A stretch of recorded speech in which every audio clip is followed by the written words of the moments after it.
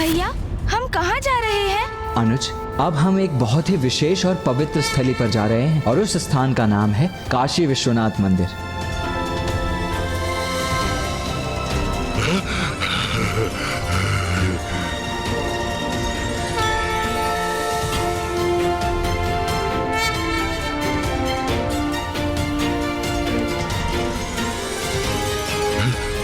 प्रणाम पिताश्री।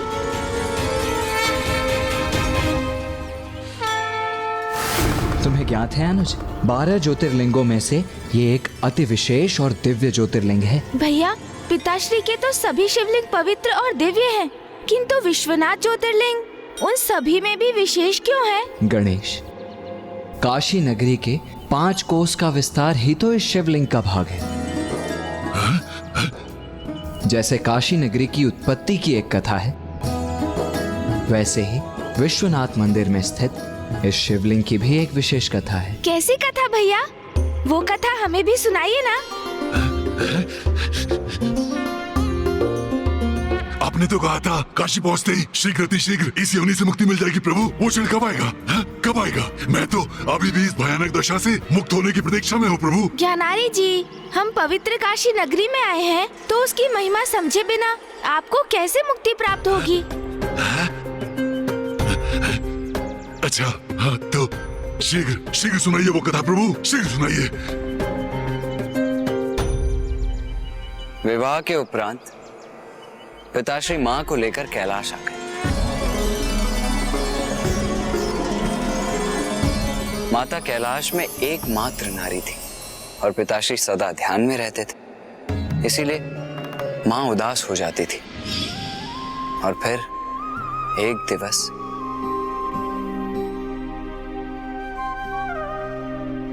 स्वामी, क्या हुआ उमा? स्वामी, कैलाश तो हिमालय पर ही बसा हुआ है, इस नाते तो वो मेरे मायके का ही भाग हुआ। स्वामी, हम कहीं और जाकर निवास नहीं कर सकते? किसी ऐसे स्थान पर जहां उत्साह का वातावरण हो। उचित है उमा, मैं आपको ऐसे स्थान पर लेकर चलता हूं जो मुझे सर्वाधिक प्रिय है।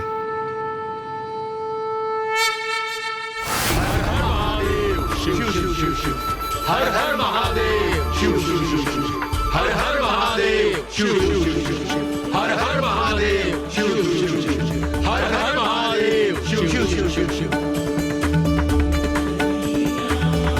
हर हर महादेव।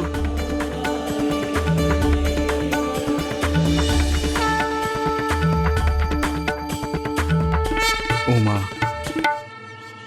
यह है काशी, मेरी सबसे अधिक प्रिय नगरी। स्वामी, ये नगरी तो मुझे भी भा गई। मन करता है यहीं स्थित हो जाऊं। हाँ प्रिय।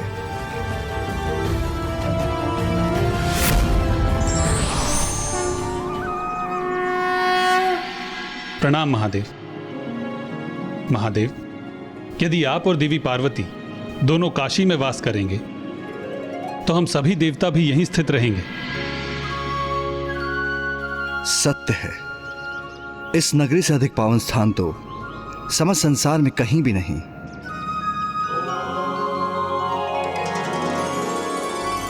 मुझे इतना क्यों प्रिय है, इसलिए मैंने मन बना लिया है, आज से अब मैं यहीं पर निवास करूंगा, जिसे विश्वनाथ के नाम से जाना जाएगा।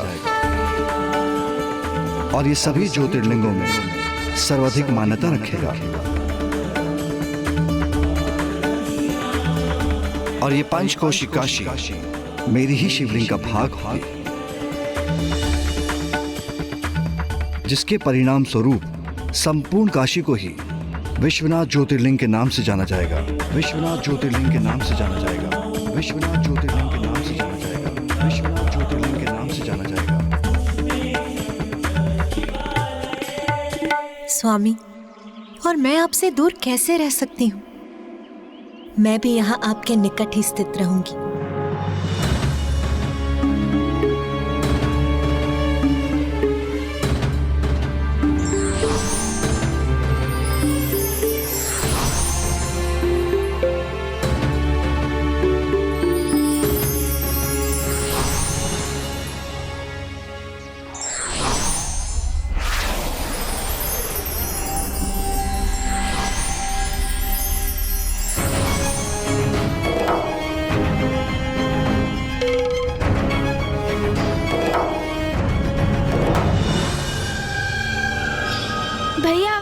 शिवलिंग के रूप में साक्षात पिताश्री अर्थात जगत पिता परमेश्वर महादेव है।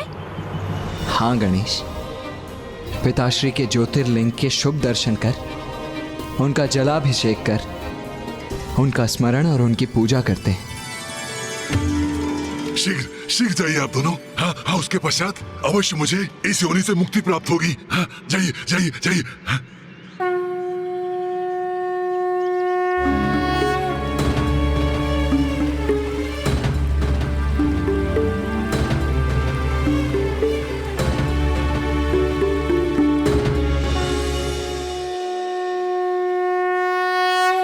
ओम नमः शिवाय, ओम नमः शिवाय, ओम नमः शिवाय, ओम नमः शिवाय, ओम नमः शिवाय।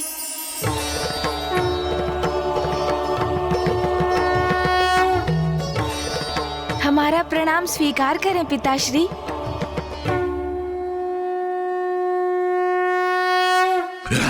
कितना समय लग रहा है गणेश जी को और कुमार कार्तिकेय को? पिताश्री, वो देखिए, प्रभु गणेश जी और गुरुदेव लौट रहे हैं।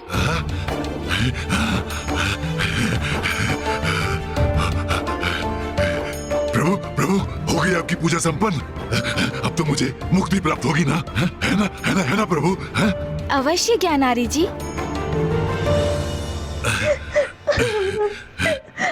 चलिए चलिए प्रभु, चलिए।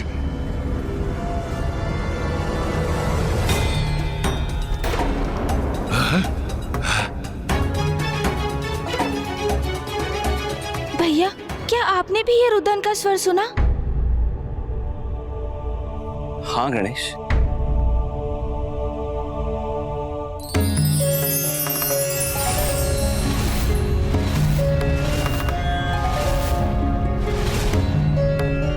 मेरे पुत्र कार्तिकेय और पुत्र गणेश यहाँ हैं। शीघ्र ही यहाँ मेरी उनसे भेंट होगी। वो अवश्य मेरे स्वामी को मेरे निकट लाने का उपाय ढूंढ ही लेंगे।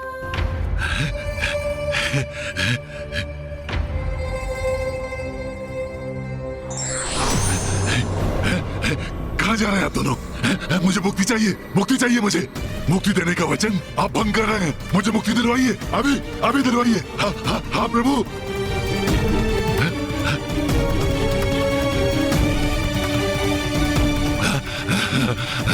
जाओ पुत्रों, अपना वचन निभाने का कर्तव्य पूर्ण करो, क्योंकि तुम्हारा वचन तो किसी भी बंधन से, तुम्हारे परिवार के प्रति तुम्हारे दायित्व से भी कहीं सर्वोपरि।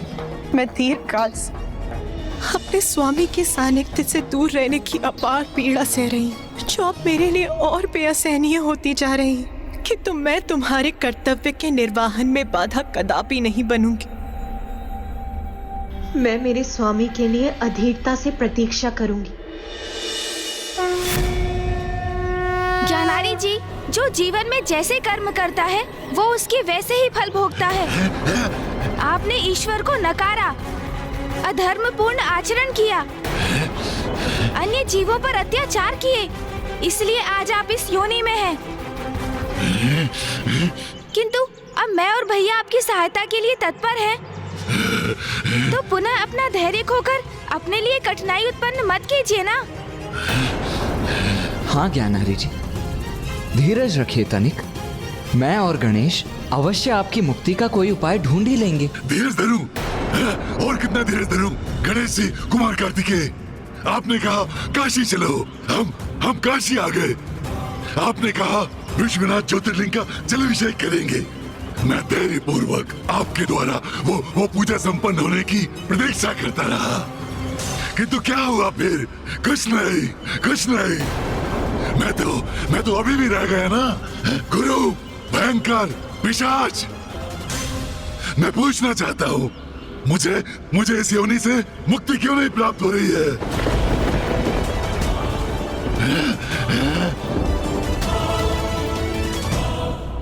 क्या मैं यही मान लूं कि मैं इसी प्रकार पिशाच बनकर भटकने पर विवश हूं?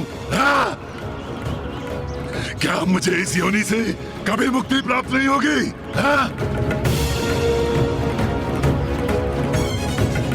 नहीं,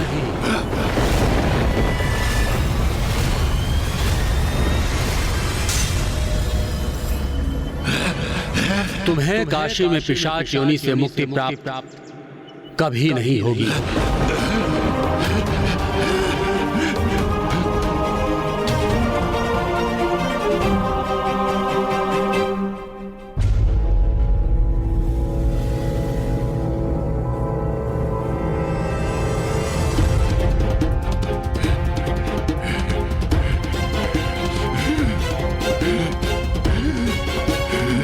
ये ऋषिवर क्या कह रहे हैं? क्या नारी जी पिशाच योनि से कभी मुक्त नहीं हो पाएंगे? प्रथम पूज्य गणेश जी और देव सेनापति कुमार कार्तिकेय जी, आप दोनों महादेव पुत्रों को मेरा नमन। मुझे यहाँ काशी के इस पावन तीर्थ में जिस अद्वितीय दिव्यता के उपस्थित होने का आभास हो रहा था, वो आप ही थे। आपके शुभ दर्शन पाकर मैं कृतार्थ हुआ। प्रणाम ऋषिवर। आप? मैं जगशव्य ऋषि हूं।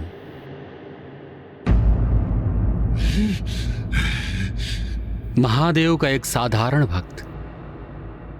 मेरा नियम है, महादेव के दर्शन के बिना अन्न और जल भी ग्रहण नहीं करता हूं। ये सब तो ठीक है, किंतु आपने क्यों कहा कि मुझे काशी में मुक्ति प्राप्त नहीं होगी? क्यों कहा आपने ऐसा?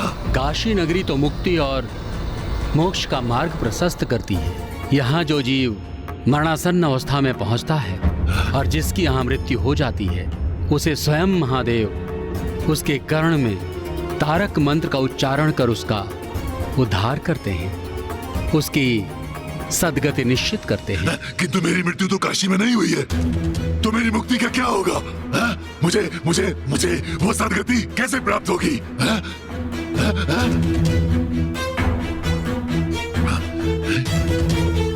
ऋषिवर, मैं और मेरा अनुज गणेश ही इस पिशाच को यहाँ लाए, जिससे हम इसको इसकी इस अवस्था से मुक्ति दिला सके।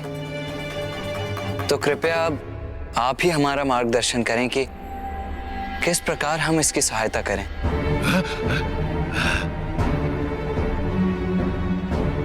इसका एक ही उपाय है।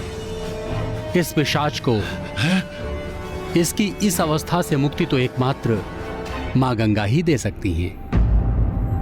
हाँ भैया, ऋषिवर सर्वथा उचित कह रहे हैं। माँ गंगा तो मोक्षदायिनी है। मोक्ष और मुक्ति की वो एक माध्यम है। बहुत समय पूर्व नंदी जी ने मुझे एक कथा सुनाई थी, जिसमें उन्होंने बताया कि कैसे राजा भागीरथ ने अपने पूर्वजों को सदगति पहुंचाने हेतु माँ गंगा का आवाहन किया था। अच्छा, तब तो हमें भी ये कथा सुननी चाहिए। कथा में समय व्यतीत करने के स्थान पर इसे अपने पिता की मुक्ति का उपाय नहीं पूछना चाहिए। ज्ञानारी जी, वत्स सुबोध का ये समझना कि उसके पिता को पिशाच योनि से कैसे मुक्ति प्राप्त होगी, वो अत्यंत महत्वपूर्ण है और गंगा माता ही आपको मुक्ति प्रदान कर सकती है। तो आप उनकी महिमा से परिचित नहीं होना चाहते? उचित ही कहते हैं आप गणेश जी। कितनी कथाएं सुन चुका हूँ, तो कदाचित एक और कथा से मेरी मुक्ति में अधिक विलंब तो नहीं होगा। उचित है। एक समय की बात है, सूर्यवंशी अयोध्या नरेश राजा सगर, जिनके 60 सहस्त्र पुत्र थे, उन्होंने अश्वमेध यज्ञ करने का प्रण लिया। अश्वमेध यज्ञ वो यज्ञ है जिसमें श्वेत अश्व को मुक्त होकर सर्वत्र विचरण करने दिया जाता है, और जिन क्षेत्रों में यह अश्व निर्बाध विचरण करता है, उस क्षेत्र के राजा यज्ञ करने वाले राजा के अधीन हो जाते हैं। और जब वो अश्व किसी अन्य राजा के द्वारा बिना बंदी बनाए लौट आए, तो अश्वमेध यज्ञ सफल माना जाता है। और जो भूपति 100 अश्वमेध यज्ञ सफलतापूर्वक संपन्न कर लेता है, वो देवराज के पद के योग्य बनकर उनके सिंहासन का अधिकारी हो जाता है। तो जब देवराज इंद्र को राजा सगर के 100 अश्वमेध यज्ञ करने के अभिप्राय का ज्ञात हुआ, तो देवराज इंद्र ने यज्ञ के अश्व का हरण कर उसे कपिल मुनि के आश्रम में बांध दिया। और जब राजा सगर को यज्ञ के अश्व की हरण की सूचना प्राप्त हुई तो बहुत व्यथित हुए, किंतु उनके अहंकारी पुत्रों ने उन्हें विश्वास दिलाया कि वो संपूर्ण पृथ्वी, आकाश और पाताल को छान कर यज्ञ के अश्व को अवश्य ढूंढ निकालेंगे। और अंततः जब राजपुत्रों को अश्व कपिल मुनि के आश्रम में मिला तो उन्होंने मान लिया कि मुनिवर ने ही अश्व का हरण किया और वो उन्हें दंडित करने के लिए आगे बढ़े। दुष्ट, चौर्य कर्म किया है तुमने। किंतु सगर पुत्रों को यह ज्ञात नहीं था कि जिन कपिल मुनि का वो अपमान कर रहे थे वे तो स्वयं भगवान नारायण के ही समान तेजों में थे, स्वयं उनका ही अवतार थे। उनकी धृष्टता के दंड स्वरूप कपिल मुनि ने उन सभी सगर पुत्रों को अपनी तीक्ष्ण दृष्टि से भस्म कर दिया। राजा सगर दुख में डूबकर अपने पुत्रों की मुक्ति का उपाय करने लगे, किंतु न उन्हें और न ही उनके पौत्र राजा अंशुमन और उनके पुत्र राजा दिलीप को ही इस कार्य में सफलता मिली। और उनके 60 सहस्त्र पुत्र उसी भांति जली राख बनकर स्थित रहे। किंतु फिर राजा सगर के पुत्र दिलीप के वंशज राजा भगीरथ ने अपने पूर्वजों को मुक्ति दिलाने का निर्णय लिया और उन्हें ज्ञात था कि मां गंगा ही उनके पूर्वजों को मुक्ति प्रदान कर सकती हैं। और साथ ही उनके राज्य में भयंकर सूखा भी पड़ा। अपने पूर्वजों के साथ साथ राजा भागीरथ ने अपनी प्रजा की भलाई के लिए मां गंगा का घोर तप किया और अंततः माता ने उनके तप से प्रसन्न होकर पृथ्वी पर उतरने का वरदान उन्हें दिया। पुत्र भागीरथ,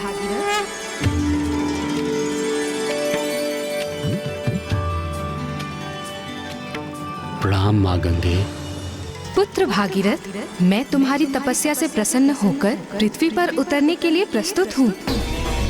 किंतु जब मैं स्वर्ग से पृथ्वी पर उतरूंगी तब यदि मेरे वेग को ना रोका गया तो समस्त पृथ्वी मेरे प्रचंड जल प्रवाह में बहकर नष्ट हो जाएगी। माता, मैं तप करके आपके वेग को रोकने के लिए महादेव को मना लूंगा। प्रणाम माता।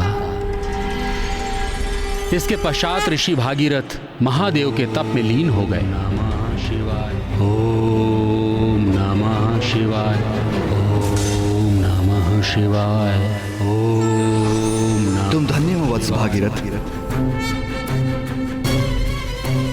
प्रणाम प्रभु। तुम्हारी सहायता कर तो मैं स्वयं भी आनंदित हो जाऊंगा।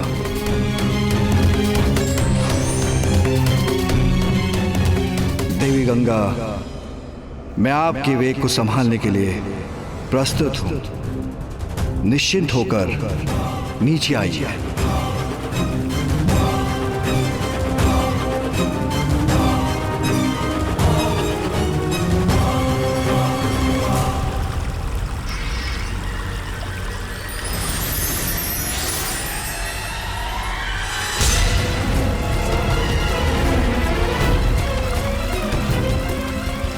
जब माता गंगा महादेव की जटाओं से होती हुई पृथ्वी पर अवतरित हुई तो भागीरथ उन्हें अपने 60 सहस्त्र पूर्वजों के अवशेषों की दिशा में ले गए।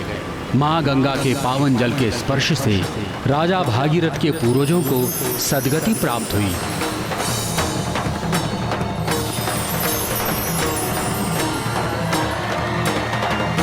इसलिए मोक्ष और मुक्ति प्रदान करती है मां गंगा। आप सभी को इस पिशाच को मां गंगा की जलधारा की ओर ले जाना चाहिए। जैसे ही ये मां गंगा के पवित्र जल में डुबकी लेगा वो इसे इसकी इस पिशाच योनि से अवश्य मुक्ति प्रदान करेंगी। ऋषि, हमारे मार्गदर्शन करने के लिए आपको कोटि कोटि धन्यवाद। प्रणाम ऋषिवर, आपका बहुत बहुत धन्यवाद। अच्छा है। शीघ्र चलिए प्रभु, शीघ्र चलिए। मेरी इस योनि से मुक्ति अब माँ गंगा के द्वारा ही संभव है। हाँ, शीघ्र उनके निकट चलिए। ज्ञानारी जी, आप चिंता ना करें, अब आप पिशाच योनि से सदा के लिए मुक्त हो जाएंगे।